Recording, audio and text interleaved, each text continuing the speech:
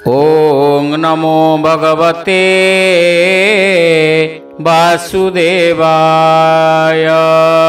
श्रीमद्भागवत षष्ठ स्कंध द्वादश अध्याय। सुक कहन्ति हरषित इंद्रवृत्रासुरचरित। सुक उवाच एमन्ते संग्रामे असुर छाड़िब बोली कलेबर। जयरु भल मो मरण मनरे कला हे राजन। शूल धरिण वृत्रासुर धाइला इंद्रर उपर। जेमन्ते कईटभ वीर धाइला विष्णुक उपर। जुगान्त अग्नि प्राय तेजे से शूल अत्यंत विराजे।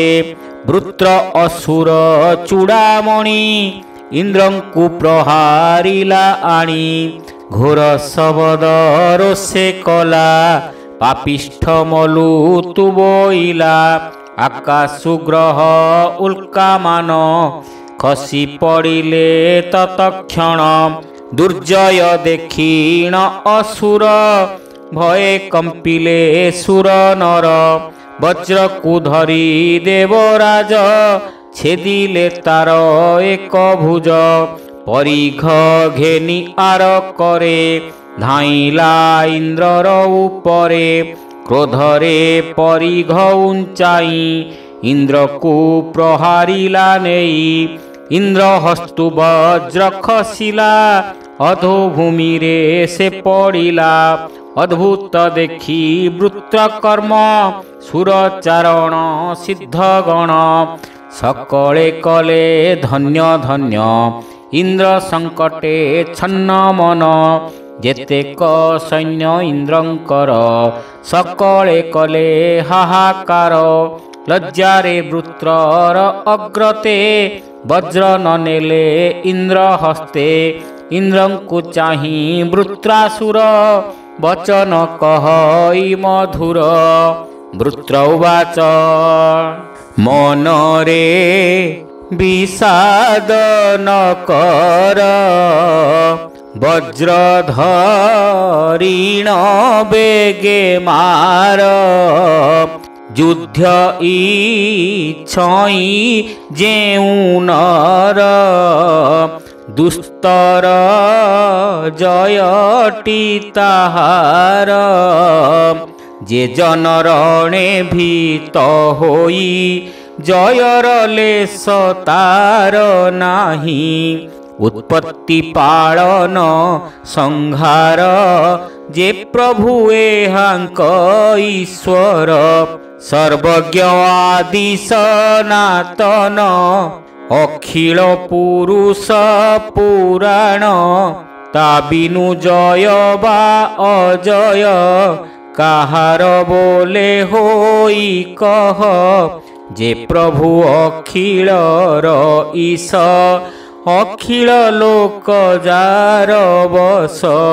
काल स्वरूप जे ईश्वर मृत्यु अमृत्यु रूपधर। सकल हेतु से अटई ताहांकु अज्ञान जानई।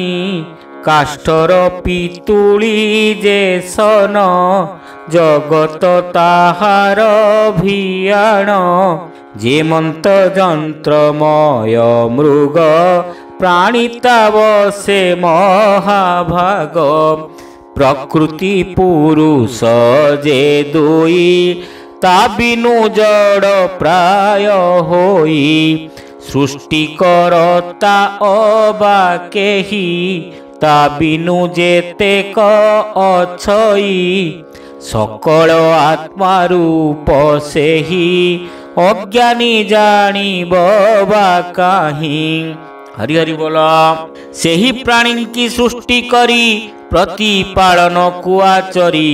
ग्रासई काल रूप होई धर्म अधर्म रूप सेही।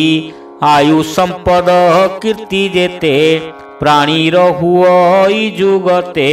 से जाकू प्रसन्न हुई अष्ट ऐश्वर्य तार सेही सुख दुख मृत्यु जीवित ए सर्व ईश्वर आयत एघेनी इंद्र समहुव हर्ष विषाद कुन पाओ से सत्व रजतम जान प्रकृति गुण ए प्रमाण आत्माटी साक्षी बोली जान से जाकू हुई प्रसन्न संसारे बद्ध से नुहई सकल पापू से तरई रणरे छिन्न भुज होई भईन्द्र देख मुअछई जय बा जय काहार जानिब के बिना ईश्वर सरस मुह पसा काठी ए चतुरंग बड़ गोटी जीवन हुड़ जुआरणे के जानी के हारे के जिणे सुकौवाच सुण परीक्ष नृपमणि वृत्रर वाक्य इंद्र शुणी वृत्रकु धन्य धन्य करी हसी बोइले वज्रधारी इंद्रोवाच आहे दानव सिद्ध तुही तेणु तो सिद्धमती होई सकल आत्मार ईश्वर भजिलु चरण तांकर जगन मोहिनी विष्णु माया दानव छेदिलु तू ताहा ओइरी भाव करी दूर कलु तू स्वलोक आचार अहो आश्चर्य बड़ मोर स्वभावे रज गुण तोर अखिल ब्रह्मांडर पति तातहि तोर दृढ़ मति परम ब्रह्म हरि जेहि तातहि जार भक्ति होई अमृत सिंधुरे से जन क्रीड़ा करिब अनुक्षण कि कार्य कूप जले तार से स्वर्ग भोगटी असार हरि हरि बोल सुकौवाच अन्यान्यो धर्म को कहिले पुणी ही युद्ध आरंभिले सम्मुखे वीर दुई जन करी लागिले घोर रण वृत्र परिघ करे लई इंद्रंकु प्रहारिला धाई परिघ घेनी बाम करे शबद कला महाघोरे कर परिघ एका बेले इंद्र छेदिले अवहेले वृत्रर गला दुई कर रकते होए जर जर पक्ष छिड़ंते वज्राघाते जे सने दिशंति पर्वते आयुध भुज जहू गला से वृत्र महाक्रोध कला अधर चापी क्रोध भर शरीर विस्तारे असुर अधर हनुता भूमि रे ऊपर हनुता स्वर्ग रे आकाश गभीर मुखरे लिहई कठोर जिह्वारे कालर प्राय दंतमान ग्रासीब जेह्ने त्रिभुवन अत्यंत शरीर विस्तारी धामई जेह्ने महागिरी पादे अवनी कंपाइला इंद्रर निकटे मिलिला इंद्र को गजेन्द्र सहिते गिलिला वृत्र महादैत्ये स्वभावे गिलिला असुर गजकु जेह्ने सर्पवर देखी इंद्र को गिलिबार ब्रह्मादि जेते सुर नर सकले कले हाहाकार इंद्र को गिलिला असुर असुर उदर रे थाई नाशन हिला सुर साई महापुरुष ध्यान करी